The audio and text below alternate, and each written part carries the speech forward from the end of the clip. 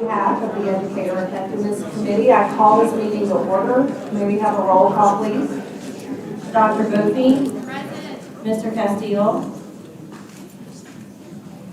Dr. Davis. Here. Ms. Ellis. Here. Mr. Garvey. Here. Ms. Holloway. Here. Mr. Mellering. Here. Mr. Morris. Here. Ms. Orange Jones. Here. Mr. Rock. Ms. Boucher. Ms. Tedesco. And we have a quorum. All right, thank you. First item, please. Your first item is on page 1, item 2.1, consideration of initial certification preparation pathway proposal submitted by Tulane University. The LD recommendation is to approve. So moved. Second. Would you guys like to approve these in globo because they're all approved? Yes. Yes. Okay, so that'd be 2.1 through 2.3. Do you have any cards on these? Because some of those were denies. I want to make sure. Okay. Okay. 2.1 through 3. Yeah. Recommend. Approval. Okay. Okay, so we have a public comment card for Dr. Melissa Williamson.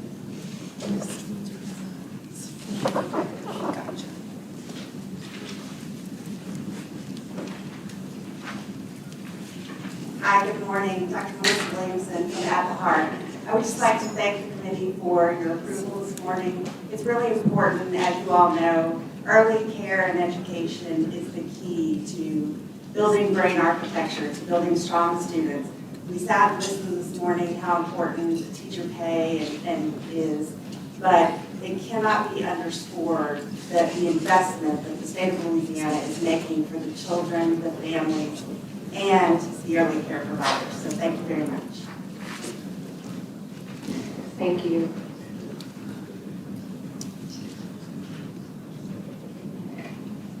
Any discussion? All right. Motion passed. Moving to next item. Your next item is on page 15, item 2.4, consideration of initial certification preparation pathway proposal submitted by Advanced Innovative Education. The LD recommendation is to deny.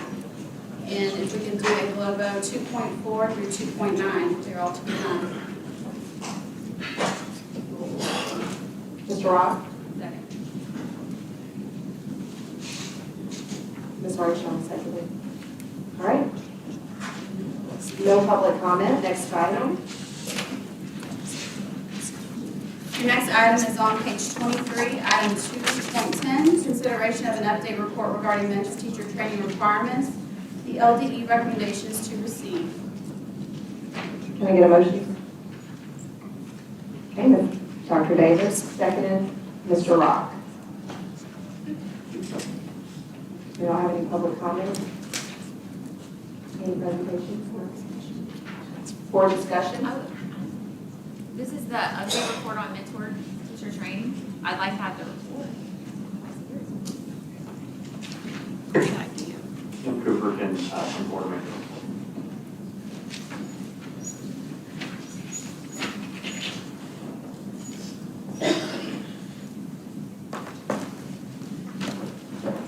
Good morning, I'm Cooper LDOE. So this item is in regards to revised mentor training modules.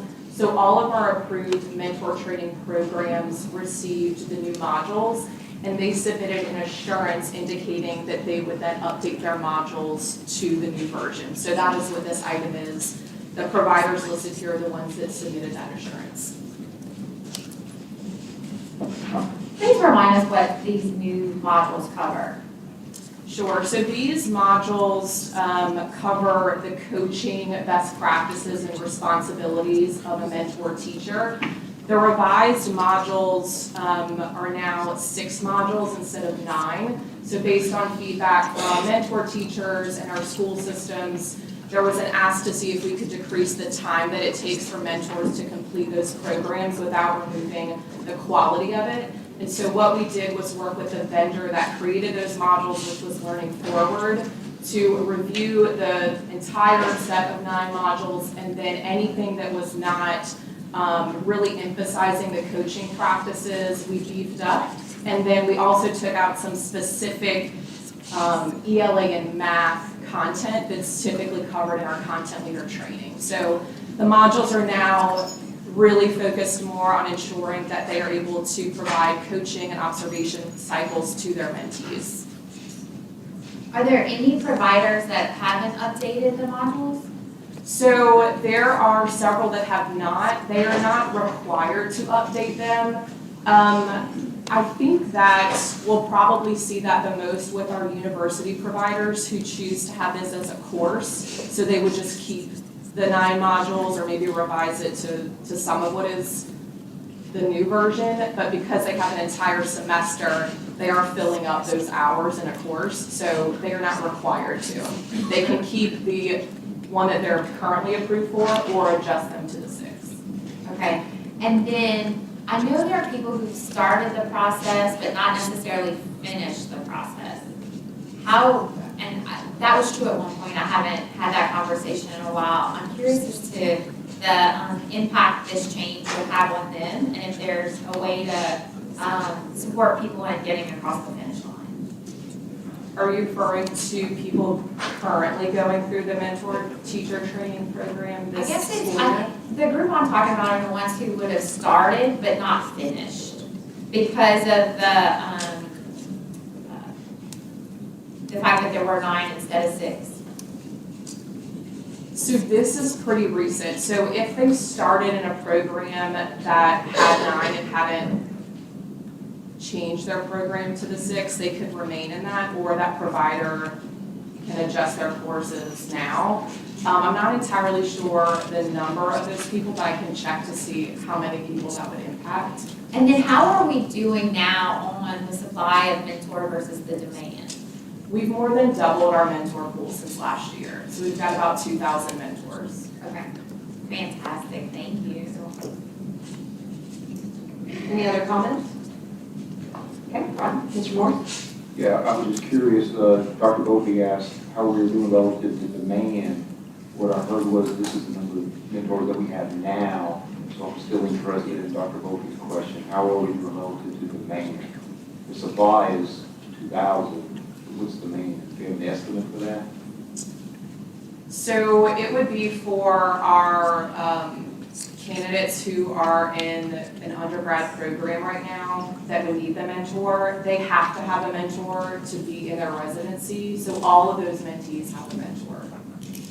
So we've satisfied demand for There are some areas in terms of demand for content areas, but this year there is a waiver for that. So last spring you all approved a waiver so that additional people interested in being a mentor could become a mentor based on certain criteria. So if they were a school leader, a TAP or class evaluator, they could be one to help fill that demand. So any mentee that needs a mentor has one in order to get that license. And then we're currently working this year to even increase the pool in those specialized areas. Yeah, I have experience just from talking to people who need mentors, that it's mostly the specialized areas like music, art, especially at the secondary level. And what do we do when that happens? Where are they placed? So those school systems and whoever is the prep provider for that candidate work to find them a mentor. And that could be someone who is already credentialed or someone who is on the waiver for this year. We also allowed some additional flexibility, like I mentioned earlier, for people who had previous experience that we honored in order for them to get the mentor credential. So there were several options to do that. Anyone that's on a waiver may have someone who works at a different site or in a different area but has a mentor. Any more discussion? Any opposition? Okay, item passes. Next item. Your next item is on page 24, item 3.1, consideration and update report regarding the Teacher Certification Appeals Council. LD recommendation is to receive the minutes of the Teacher Certification Appeals Council meeting held September 1st, 2022, and approve the appointment of Jordan Arend, a member representing LAATE, to the membership of TCAP for a 4-year term from 2022 to 2026. Ms. Holloway and Mr. Rock, second. Any more discussion? Dr. Davis? Yep, I'd like to direct the board's attention to page 28, item 8 of the minutes, where there was a motion by this committee. Mr. Joffrin requested that Bessie and LDOE gather data in relation to school systems, evaluating educators for effectiveness via the COMPASS system, whether effectiveness ratings are being entered into the COMPASS information system, and when it is not, reasons for why this is not occurring. Superintendent Rowland, can you give us just some information about this requirement for certification renewals? Could you repeat the question, Dr. Davis? Sure. I'm curious as to if you can give us some information regarding the requirement of entering COMPASS evaluations into the system and how that pertains to renewing certification. Yeah, Dr. Chasson or Ms. Balloon may be here to answer that.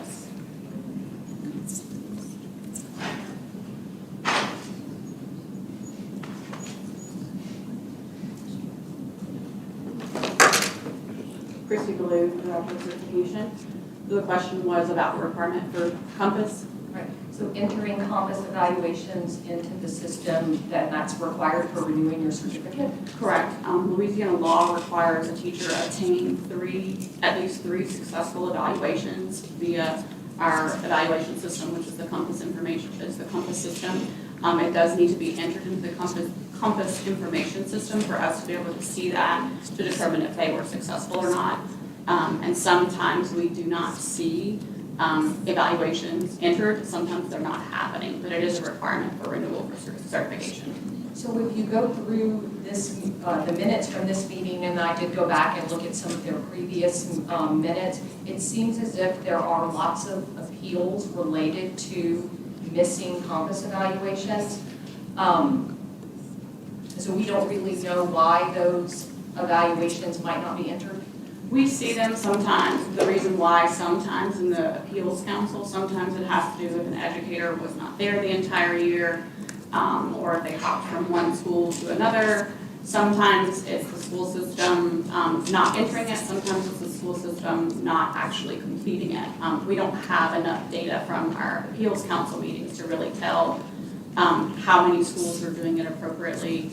And when we just see those, when it affects their certification, we just see the educators that it impacts at the appeals meeting. Okay, so in light of that information, I would like to make a substitute motion. So the substitute motion is to receive the report, to approve the TAC appointments, and to direct LDE to provide a report at the December 2022 Education Effectiveness Committee to include the following information: the number of appeals that TAC has considered over the last 7 years. And I know that seems like a long time, but I don't want the data to be skewed because of the COVID years. Regarding renewals that lack the 3 years of successful evaluation. So we would have a total number of appeals over that period.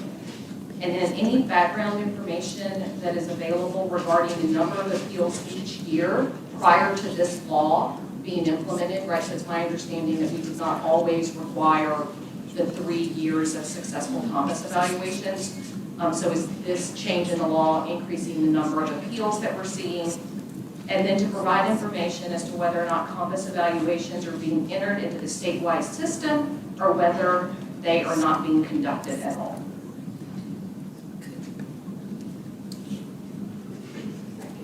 I don't know this is appropriate, but could we add, is there a procedure in place that if systems are not inputting, that the department follows up? I'm trying to understand. From my understanding, the COMPASS team does reach out to school systems if they see that they're not entering the information, but that's really not my area of expertise. But my understanding is there is some communication currently going on between school systems and the department. But no written procedures, if this happens, I'm not the sure. next step is this. I'm not sure. Because it affects the certification of individuals. Yeah, you can add that to the report. You can add to the, Investigate whether or not we need some type of mechanism for letting the department know when these COMPS evaluations are not being entered in why. thank you. Okay, do the databases talk to each other? In other words, like, the PEP database where every teacher in the state, who is employed as of October 1st or whatever is entered in, is there a check then or some kind of balance with the CIS for the information to say, well, okay, if they were employed, do we have an evaluation entered into? That part I'm not certain of. I'm only certain of what I can see in our transactional system. Our certification database, it does have, say, a window into both of those systems per se. We can see both PEP data and evaluation data, and we use that for purposes of renewal of a certificate. Now, whether the two systems talk to each other outside of our transactional system, I'm not certain.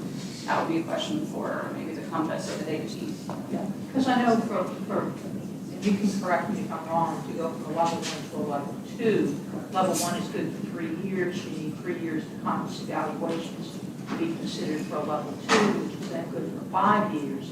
And in that 5-year period, we need 3 successful evaluations. I know that sometimes as teachers move from one system to another, they may either sit out for a period of time, so if they have a level 1, they don't have 3 years within the time that the level 1 will then expire. We do have some mechanisms in policy that address that. Level 1 in policy does allow up to 2 one-year extensions, so they essentially have an opportunity for 5 years.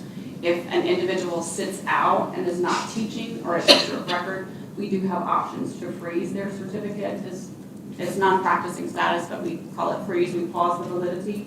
And that can be retroactively asked for if an educator doesn't do it right away whenever they leave. So those people are not coming before this council, so that's an automatic extension if they sit out a year or whatever. So these people are ones that, that doesn't apply to. Correct.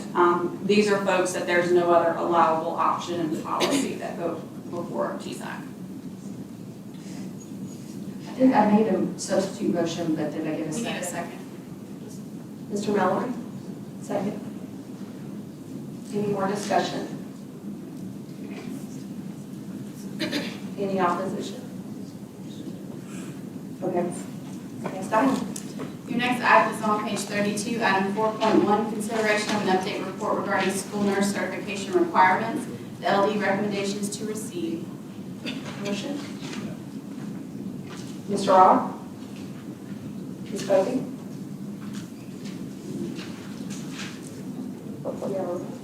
Yeah, just briefly. School nurses, like school teachers, are in high demand. We have had some really good conversations with a number of different groups around this issue to make sure that we are positioning ourselves to ensure that our schools have access to school nurses.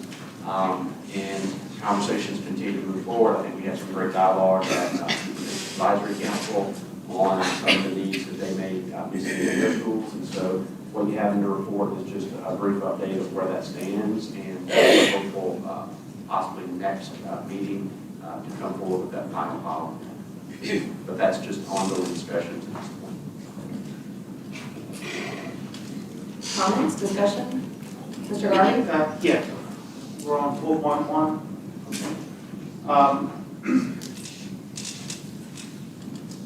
From reading what's in the packet, it seems like there's no policy changes coming, but I heard the superintendent say that policy changes will be coming.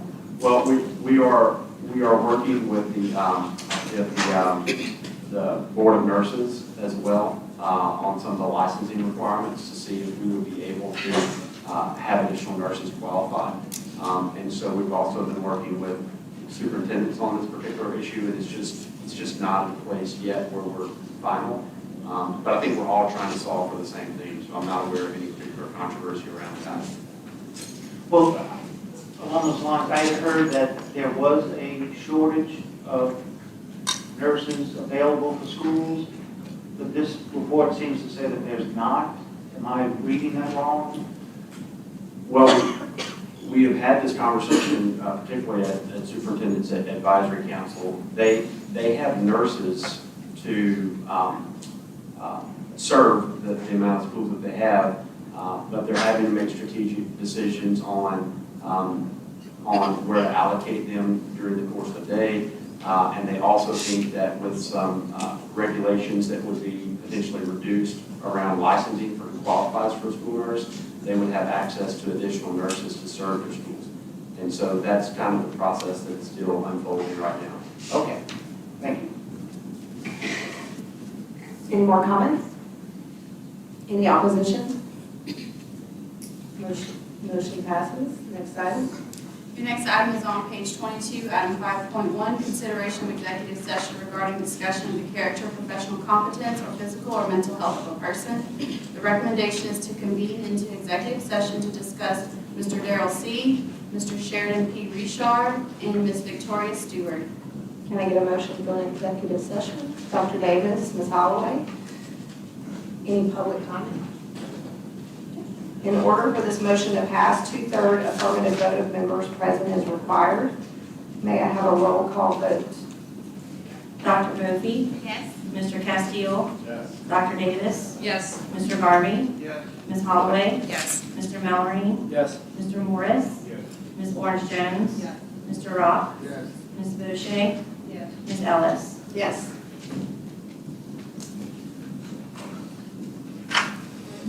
I will advise the audience that we will be in executive session for the length of time necessary for the discussion.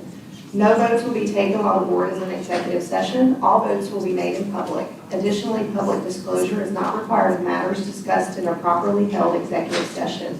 At this time, the board meeting stands in recess to go into executive session.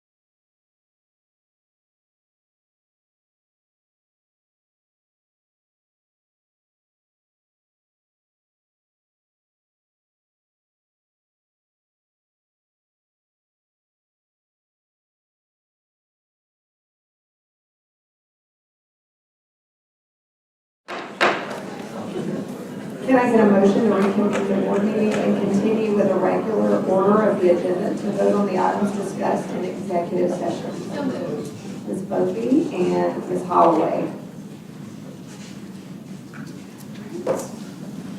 Your next item is on page 34, item 5.2, consideration of a records review regarding the issuance of a Louisiana teaching credential appropriate to the credentials of Mr. Darrell C.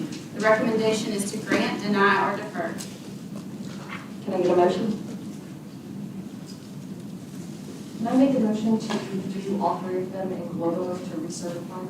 Yes. 5.2, 5.3, and 5.4. Can I get a second? Okay, Ms. Archibald. Mr. Garvey. Yes, ma'am. I'd like to be noted that I'm voting against the certification from the steward. Okay. Mr. Burns opposed. Any more opposition? We got opposition, so. Opposition comments? Good. All right, motion passes. Next That item. concludes your agenda.